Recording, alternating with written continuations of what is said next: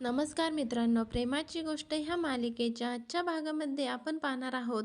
कोळ्यांच्या घरात सगळेजण जेवण करत असतात. ता किचनमध्ये काम करत असते. तर स्वाती येते आणि म्हणते, मी काही मदत करू का? बापू मुक्ताला म्हणतात, तू आणि स्वाती जेवण करून घ्या, झालंय आमचं आता. तर मुक्ता म्हणते, हो बापू.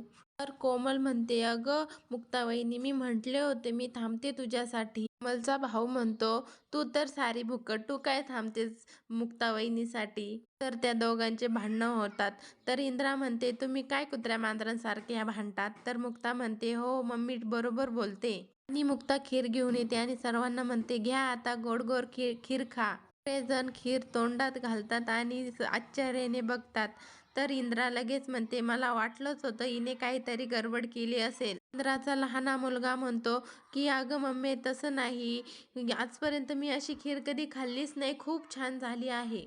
त्याला पण खीर खाऊन पाहायला सांगतात. तर इंद्रा म्हणते, हो खूप मस्त झाली आहे खीर. तर मनातच बोलत असतो, सगळ्यांची मदत करता येते. मॉडेल हो म्हणतो तर ते नाही व्हायचं तिला.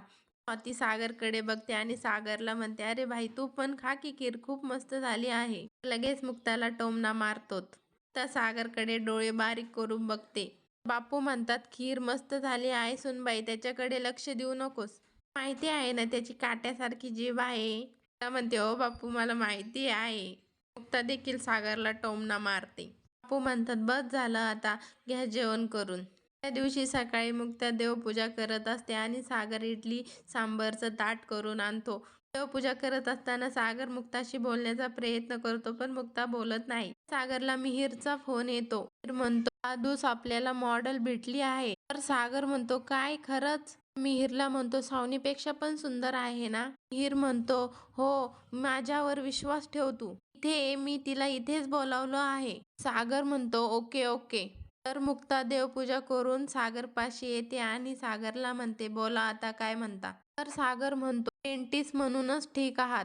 तुम्हाला दुसरं काही जमणार नाही. मुळात म्हणजे तुम्हाला मला मदत करण्याची इच्छाच नाही. कसं आहे ना, इतरांना मदत करण्यासाठी तुम्हाला खूप दया येते, पण मला मदत करायची म्हणल्यावर तुमची दया कुठे आटून जाते कळतच नाही. पुढील भागात आपण बघणार आहोत, पावनी मुक्ताला चॅलेंज देते. मुक्ता जिंकली तर मी स्वतःहून माघार घेईल. मी जिंकले तर मुक्ताने या ऑफिसमध्ये कधीच पाऊल ठेवायचं नाही. सागर चॅलेंज ॲक्सेप्ट करतो. पुढील भागाची डेली अपडेट पाहण्यासाठी शिवानी मराठी ह्या चॅनलला सबस्क्राईब करा. धन्यवाद.